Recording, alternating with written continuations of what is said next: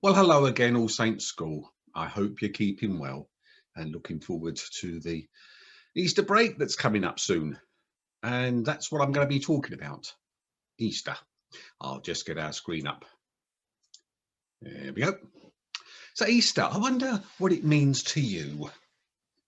I'm sure for some of us it means a break from work, whether that be from school. I'm sure mums and dads may be taking a few days off as well. There might be some chocolate being passed around in the shape of an egg or a bunny or something else. Perhaps some of us think about also the cross. But I guess for me, Easter, well, it's the chance to think about the last week before Jesus died on the cross, and just really to help me realize just how much he managed to cram in on a week. And so I'm just going to sort of run through some of the stuff that he got up to. It's going to be very much a whistle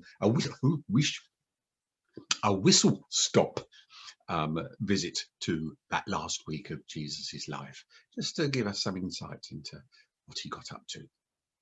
So the first thing is that he came riding into Jerusalem on a donkey.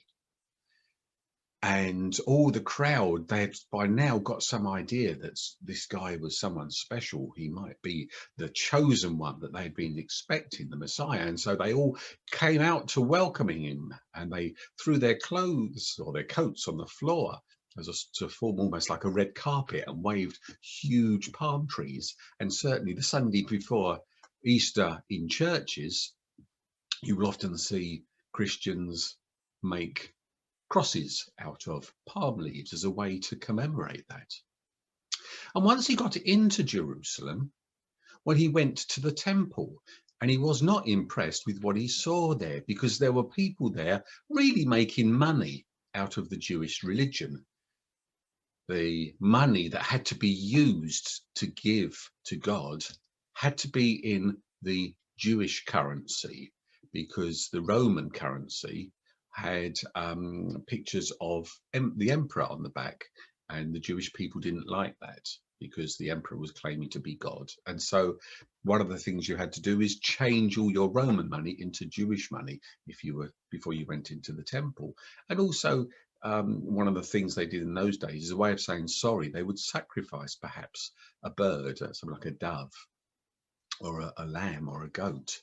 And what Jesus saw was these people really making money out of those who had come to worship God. They would charge them way too much. And so he got quite angry, and he actually tipped over the tables, and he made a whip out of some rope and started pushing people and getting them out of the temple. And he shouted out to them, "This is meant to be a place of prayer, and you've made it into a den for robbers and thieves."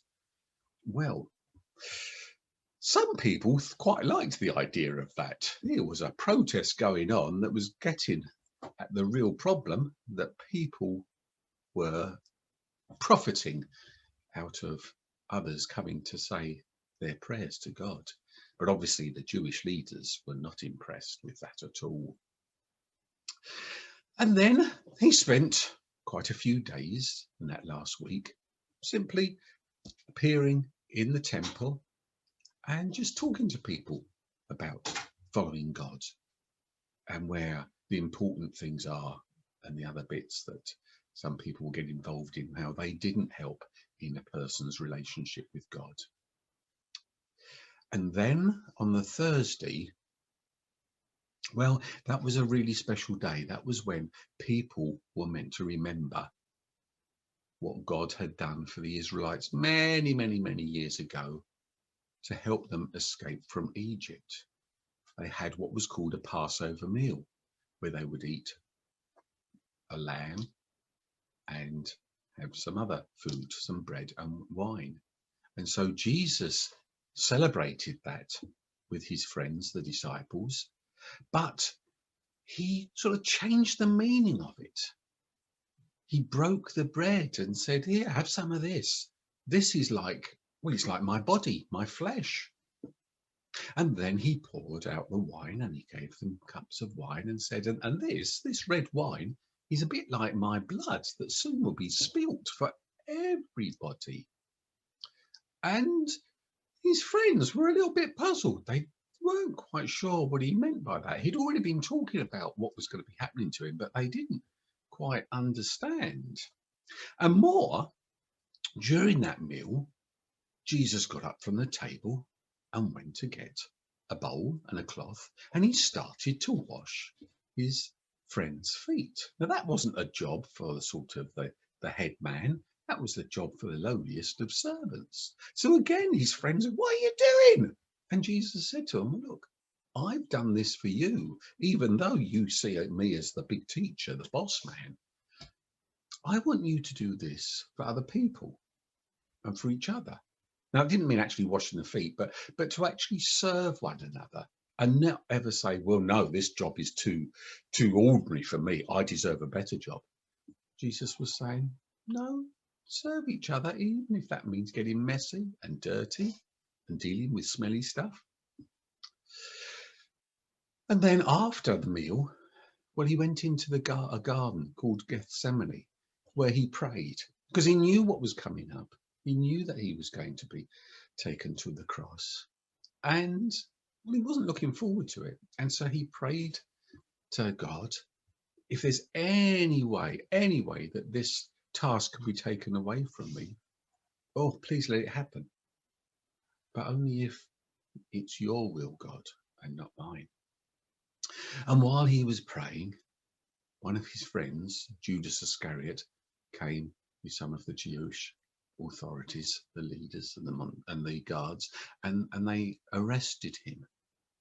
And all his friends who had been with him, rather than sticking up for him and protecting him, they all did a runner. They were so scared, they just left him on his own. And so he got taken before Jewish leaders, and they started saying, "You are a troublemaker.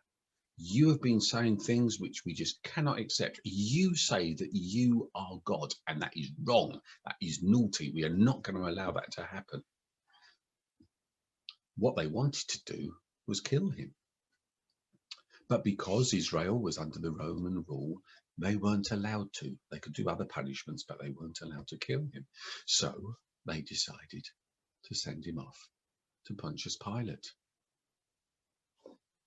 Pontius Pilate was the governor, the Roman governor of Jerusalem. And Pontius Pilate talked to Jesus, and Jesus talked to Pontius Pilate, and Pontius Pilate thought, this is quite a nice guy. I can't see any problems. And okay, he's wound up a few Jewish people, but there's nothing here that could justify him dying. So he tried to change the Israelites' plans, the Jewish plans. And what he thought, first of all, he sent Jesus off to his soldiers, and they mocked him and they whipped him and they were really unkind to him. They bullied him, really. And then so he thought, well, if they see that I've punished Jesus, maybe that'll be enough. Maybe they'll let him off. So Pontius Pilate sort of said to the Jewish people, come on, look, I've done all this to him. And they dressed him up. They dressed him up to pretend that he was a king, but with a crown made of thorns. And Pontius Pilate said, come on, I can release this person, can't I? But the crowd said, no, no, no, we want to crucify him. So in the end, Pilate didn't want to risk a lot of trouble. He said, okay, that's what we're going to do. And so Jesus was crucified on a cross. Very, very painful way of dying. Very cruel. People would hang on the cross for literally, well, could be days to die. And then he was put in a tomb once he was dead, and it was guarded. Well, everyone was very sad. That had all happened on the Friday. Saturday was the Jewish special holy day, so nothing was allowed to happen on the Saturday. But on the Sunday, a couple of ladies who had been Jesus's friends, well, they were so sad and they wanted to go and at least put some nice spices and herbs on Jesus's dead body as a sort of final way, like maybe we might put some flowers on a grave today. But when they got there, as you can see in the picture, that's strange, no guards. And the tomb, well, the big stone that had blocked the entrance had been rolled away. And when they looked inside, it was empty. And in fact, some of the gospel writers say that then Jesus appeared before them and said, "Hey, look, here I am."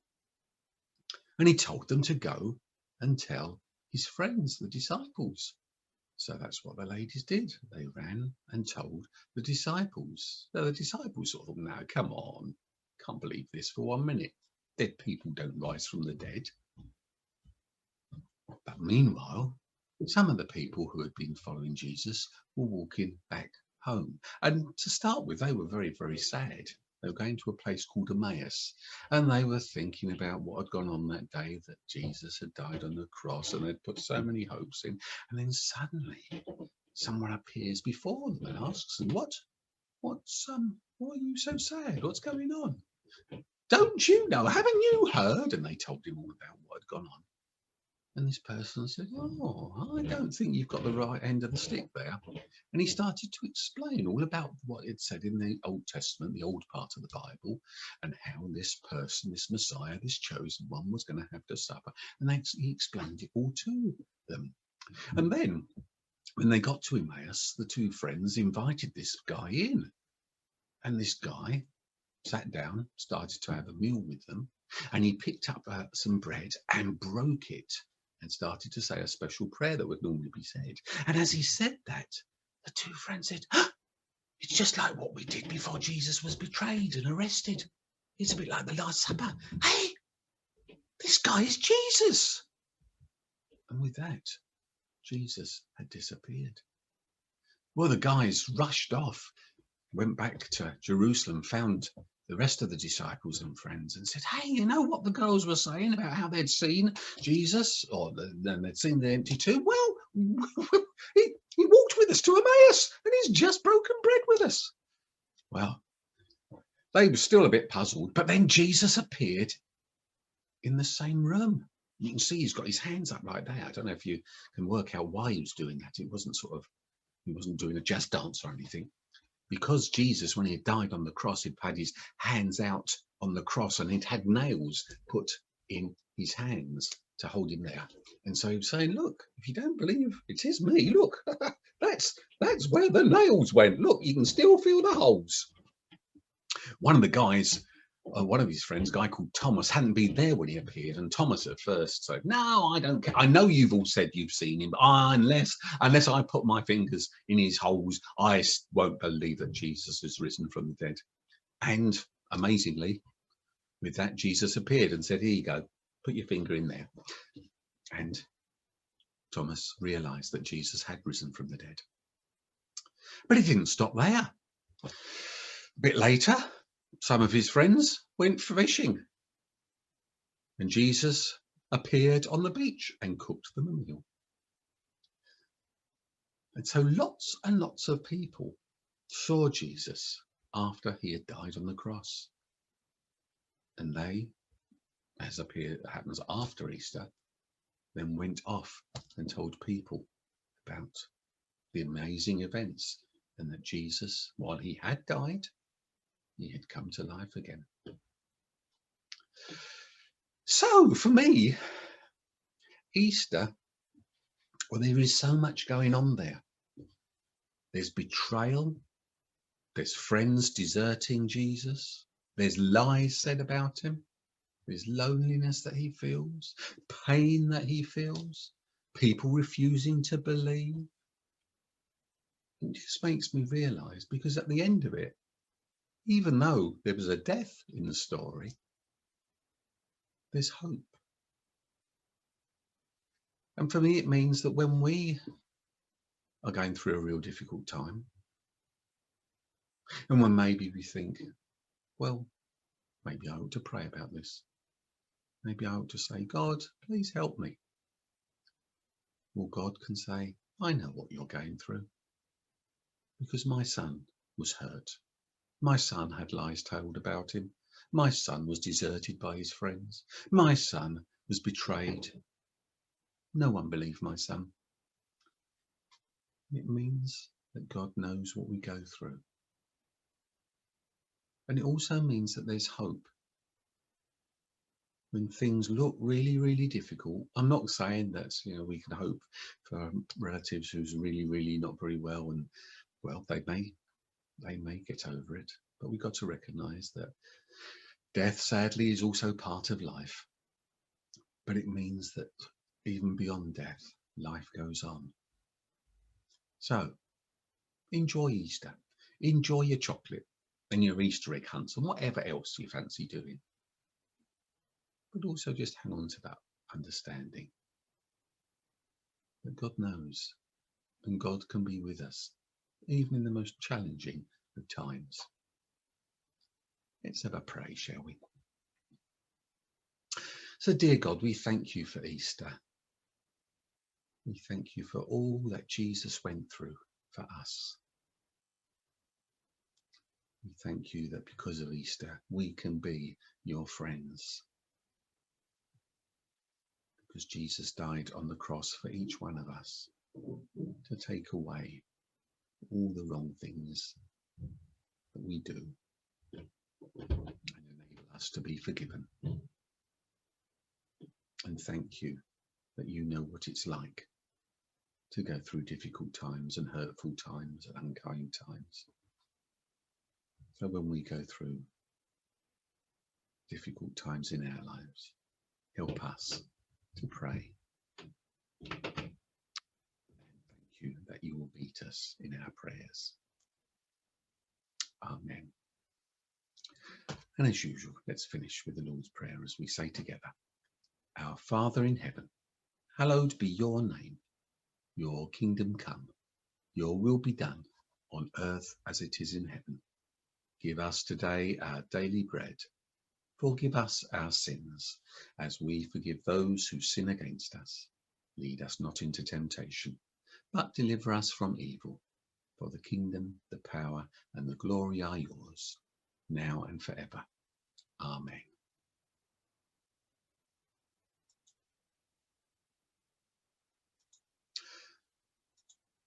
So, I'm not sure if I'm going to see you next week. I might do. I'll have to check with Mrs. April whether you want a recording, as I think Wednesday's your last day. But if I don't see you beforehand, have a good Easter. And if you fancy doing something, you'll find that the Lady Grove Church is putting on an Easter egg trail, a hunt, during the Easter week. It's socially distanced. You can do it in your own time with your family, and you will see outside the school on the notice board there will be a little explanation or a little clue as to how you can go about it. So if you want to do that, feel free. Other than that, enjoy Easter however you want, and I'll see you again soon. Take care. God bless.